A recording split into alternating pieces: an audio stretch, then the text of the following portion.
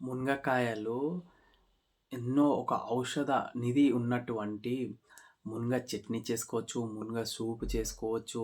ఇంతకుముందు మనము వీడియోలో మునగ ఆకు గురించి మాట్లాడుకున్నాము. ఇంతకుముందు మునగ కాయల ఫస్ట్ పార్ట్‌లో చెప్పుకున్నాము.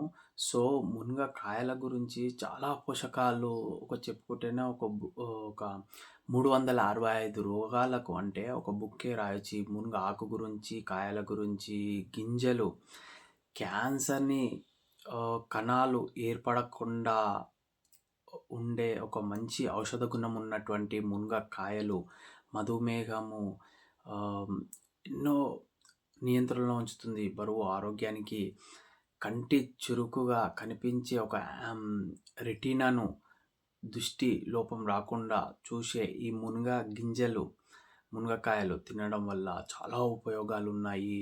ఒక మంచి రక్తంలో చెడు కొలెస్ట్రాల్‌ని తగ్గిస్తుంది. రక్తంలో చక్కెర స్థాయిని నియంత్రణలో ఉంచుతుంది. గుండె ఆరోగ్యాన్ని మేలు చేస్తుంది. జీర్ణక్రియకు ఎంతో ఆరోగ్యాన్ని సమకూరుస్తుంది అని ఆరోగ్య నిపుణులు చెప్తున్నారు. ఈ ముఖ్యంగా ఈ మునగ ఆకు, మునగకాయలు ఇవి తినే ముందు గర్భిణీ స్త్రీలు, రక్తపోటుకు మందులు ఉపయోగించే వాళ్ళు, మధుమేహానికి ఈ మందులు ఎవరైతే ఉపయోగిస్తున్నారో ఖచ్చితంగా ఆరోగ్య నిపుణుని సంప్రదించాలి. ఇంకిన్ని వివరాలు నెక్స్ట్ పార్ట్‌లో తెలుసుకుందాము.